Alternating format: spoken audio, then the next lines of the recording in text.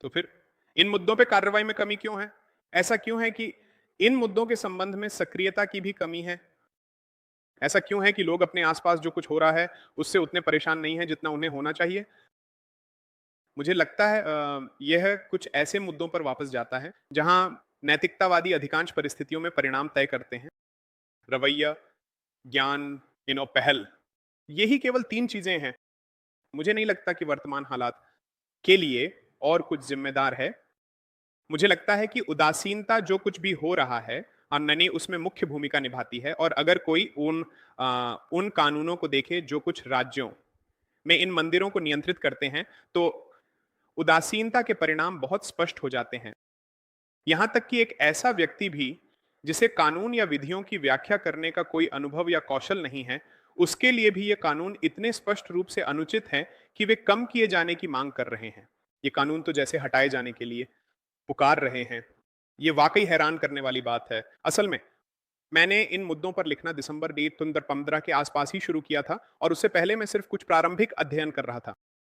और जब मैंने इन कानूनों को पढ़ा तो सबसे पहला सवाल जो मेरे मन में आया वह ये था कि इन कानूनों को अदालत में चुनौती देने में इतने साल क्यों लग गए?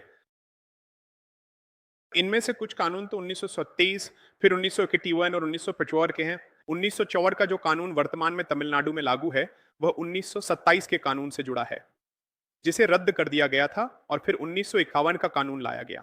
सुप्रीम कोर्ट ने पहली बार 1954 के शिरूर मठ मामले में इसे रद्द कर दिया था।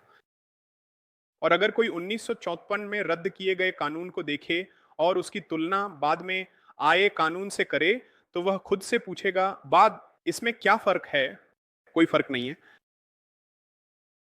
किसी ने भी यह जानने की कोशिश नहीं की कि जो कानून हटाया गया, जो रद्द किया गया और जो आज लागू है, उनमें शब्दशः तुलना की जाए ताकि यह पूछा जा सके कि राज्य विधानसभा में इतनी हिम्मत, दुस्साहस, साहस और जुर्रत कैसे आई कि उन्होंने वही चीज फिर से लागू कर दी जिसे देश की सुप्रीम कोर्ट ने मौलिक रूप से असंवैधानिक करार देकर रद्द कर दिया था।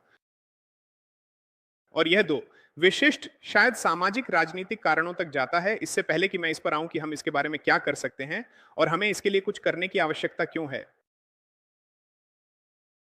मुझे यह कहने के लिए क्षमा करें, लेकिन मंदिर का मुद्दा दुर्भाग्यवश एक ही जाति का मुद्दा बन गया है। यह एक विशेष समुदाय या एक विशेष समूह या एक विशेष जाति से जुड़ गया है, जो मुझे लगता है कि मौलिक रूप से गलत है।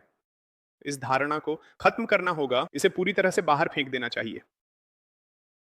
मंदिर हर जाति, हर उपसमूह और हिंदू समाज के हर समुदाय का है। इसमें कोई दो राय नहीं होनी चाहिए।